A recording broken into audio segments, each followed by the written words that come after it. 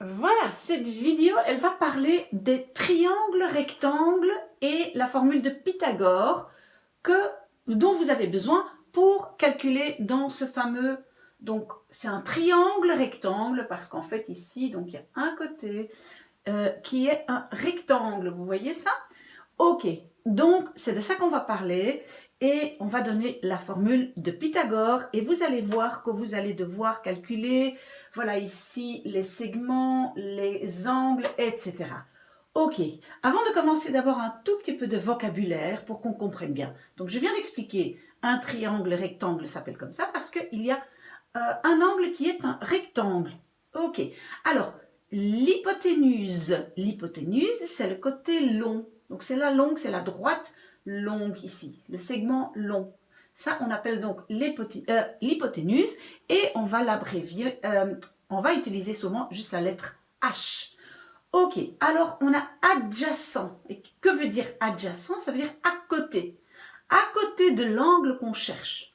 Donc si maintenant, par exemple, on est en train de chercher cet angle-ci, ben voilà, ça c'est le côté adjacent. Jamais la longue, parce que la longue est toujours l'hypoténuse, d'accord? Donc c'est ici, ça c'est adjacent. Si maintenant on essaye de trouver ici cet angle-là, alors l'adjacent va être voilà, celui-là, d'accord? Donc c'est celui qui est à côté. C'est pour ça aussi que abréviation, c'est un A. Et alors, on a l'opposé. Donc l'opposé, ça veut dire opposé à l'angle. Donc si ça c'est mon angle que j'essaye de trouver, ça sera l'opposé.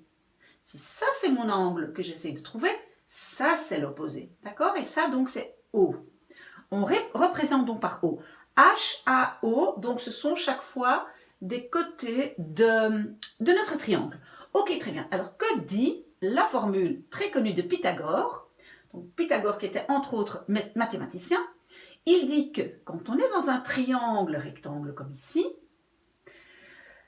le côté A au carré, donc celui-là au carré, plus celui-là au carré, est égal à celui-là au carré. Ça va? Et donc si ça, en fait il n'y a rien à comprendre, hein, ça c'est juste la formule. Si vous connaissez cette formule-là, évidemment, vous pouvez aussi constater que si maintenant je veux isoler le C, donc ici l'hypoténuse, si je veux isoler le C, ben, je vais prendre la racine carrée de cette partie-là. Vous voyez, parce que la racine carrée, c'est l'inverse de l'exposant 2. Ok, donc ça, on peut aussi utiliser comme formule. D'accord? Ça, c'est la même chose que ça. Très bien. Alors, il y a aussi encore 3 autres petites formules qu'on doit connaître par cœur. Et donc, la formule dit le cosinus d'un angle, on prend maintenant par exemple celui-là, le cosinus de cet angle-là, c'est l'adjacent divisé par l'hypoténuse. Donc le cosinus de cet angle-là est l'adjacent divisé par l'hypoténuse. Et donc ça va être 2 chiffres. Hein. Donc ça, par exemple, le B peut être 2, le A peut être 2 aussi. Voilà, donc ce sont des chiffres. Hein. On va voir après avec un exemple, vous allez comprendre.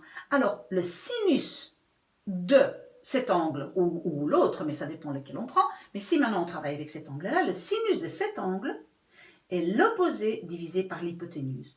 Donc l'opposé, parce que ça c'est l'angle, donc ça c'est l'opposé divisé par l'hypoténuse. Et de nouveau, donc on aura 2 chiffres. Hein. Et alors finalement la tangente de l'angle, c'est l'opposé divisé par l'adjacent. Vous voyez? Donc ça c'est l'opposé adjacent hypoténuse. Ok, très bien. Alors ici, ça c'est juste une petite mémotechnique. Donc, on vous apprend de retenir car, so, toa. Donc ça veut dire cosinus est adjacent divisé par hypoténuse. Sinus est opposé divisé par hypoténuse. Tangente est opposé divisé par adjacent. Ok, ça c'est simplement une mémotechnique pour bien retenir ces formules. Voilà, ça ce sont les formules. Alors maintenant je donne un exemple pour ceux qui veulent quand même comprendre un tout petit peu plus, si ce n'est pas très clair avec la théorie. Donc maintenant je vais dire que ça ici, ce côté-là, en fait, il fait 2. Donc ça peut être par exemple 2 cm. Je prends un marqueur. Ça pourrait être 2 cm. Donc le A est peut-être 2. Le B est égal à 3. Voilà. Et alors, on veut donc savoir combien fait l'hypoténuse, fait C. Alors, j'utilise simplement ma formule. Donc ici, je vais prendre C est égal à. Je vais prendre A au carré, donc c'est 2 au carré, plus B au carré, c'est 3 au carré, vous voyez, parce que B était 3, et je prends la racine carrée. Et puis je continue à calculer, je peux le faire avec ma calculatrice si je veux, et finalement, j'obtiens que ce côté-là est 3,6. Donc ici, je pourrais écrire 3,6.